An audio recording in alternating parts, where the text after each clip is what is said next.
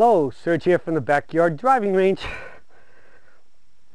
I have a really good question that gets quite detailed and specific about some physiological issues here, and in some cases it's a little bit beyond my realm. But I'm going to address it in certain points, and then probably pass this on to one of my PTs and see if I can get more definitive answer from them. This comes from Kurt Wainwright, and Kurt says, "Dear Surgeon DJ," so I guess this was sent in for one of our the webinar I do with DJ. "Sorry, I'm a few days behind the daily videos. I watched this episode and immediately thought of a question. In the original Peak Performance Driver DVD, there was mention of an 80, 90, and 100% swing.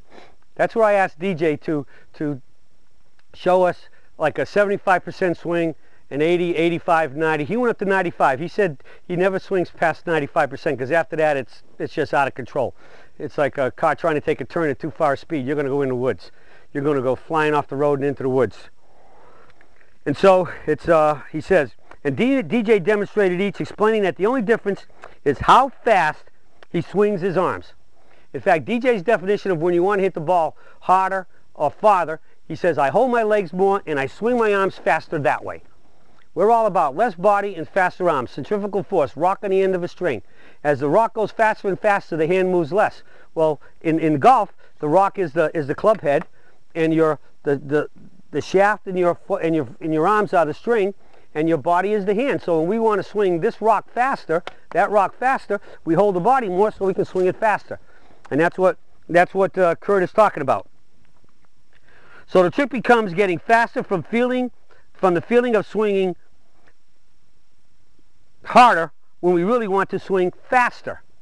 So what he's saying is, yes, that's exactly right. When most people think about wanting to hit the ball farther or harder, they're actually tightening up their muscles and trying to hit it harder rather than keeping their body quiet and getting a good muscle tone, which is athletically ready, and swinging the arms faster. But it only really happens by reducing the body movement. Less body, swing the arms faster. It's faster, not harder. "With no disrespect for my elders intended, I'm 37 and have committed myself to the surge swing for reasons other than relieving back pain. It just feels more natural to me than a rotational technique." Absolutely, because it is. The body's not designed to make big rotations. We only have a very limited rotation. And if you make a big rotation, you define the concept of on, square, and solid. That's why it's natural, because it's the way God created the world to turn as far as swinging a golf club to hit a golf ball. We swing the body the way it was designed, and you swing the club the way it's designed to maximize the laws of impact, which again is on, and on. "I could make the full turn, but I could never time everything to the nanosecond of impact." Exactly correct. Because again, the problem is you're not on, and on, square, and solid, and violating impact makes it very difficult to do. So as you increase the difficulty, you decrease success. "Since I'm younger, I'm interested in creating distance by stressing or pushing my body, whereas my older surgery friends may not." Now here's where he explains that. "Here is my question. How does club head speed relate to fast twitch and slow twitch muscle fibers? Is polymetric exercise the answer? Example, CrossFit push-ups with 2 claps between reps. Or is it raw strength the way to go? What's a day at the gym like for you," meaning me? Well, unfortunately, I don't get to go to the gym enough. My house is my gym. I do stretching in the morning, multiple times during the day, and I stretch before I go to bed. At one time, I was actually doing these things called the 5 ancient rites of the Tibetan monks. There are 5 exercises that supposedly work and massage every muscle and organ in your body. And I was doing that for a number of years, and naturally when I had my heart issues I stopped, and I need to get back on that. You can find that in a book called The Rites of the Ancient Tibetan Monks by Peter Kelder, book 2. And that's some pretty good stuff, and I've talked it over a number of PTs and OTs that I've worked with in the past, and they all like the book and they say it's really good. And it's somewhat in there with yoga and things of that. The moves are somewhat similar in some of those things, and so they really work. Now, as far as the speed versus strength goes, I think ultimately what you want is a combination of both, right? Because you said, is it raw strength the way to go, or speed? It's definitely a combination of both. twitch muscles, like naturally, anybody who has faster twitch muscles will be able to move faster, and whether it be running, jumping, you know, and swinging things or whatever. So that's good. Some of those exercises like you described, the plyometric can really help that, increase your speed. Just like strength, the key is, and I think if you talk to most people about your golf swing, we don't want raw strength. We don't want to be lifting and bench pressing 300, 400, 500 pounds. We're not looking to put bulk on.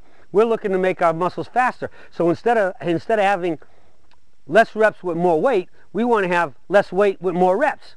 Is what they say, as if you're going for speed of a golf swing, to increase your hand and arm speed and your body to fire and stand up and balance to your position, to your finish. So I think it's a combination of both.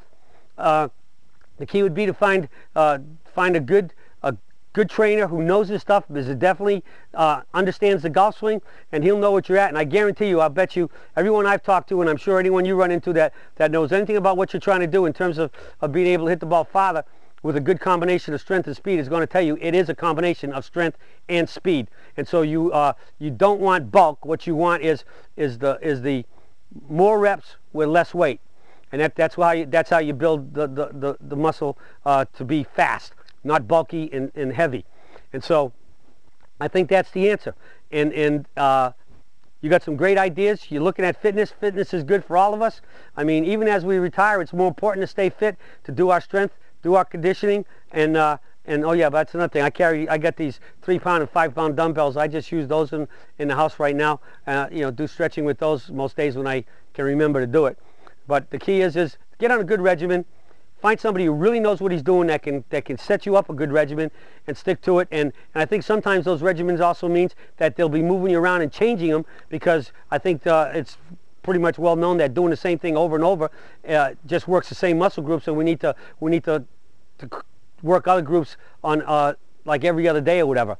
So again, a good PT can help you out there, OT or wherever it is, at a good person at a gym. But let them know that first and foremost, this is all about that you want to stay fit, but most importantly, as far as your fitness goes, you want it to help you be a better golfer, and so that they can take that in mind, and they'll know exactly which way to lead you in terms of this training for both speed and strength. Okay, well, that's it for the Surge for today, and I'll be talking to you all again soon.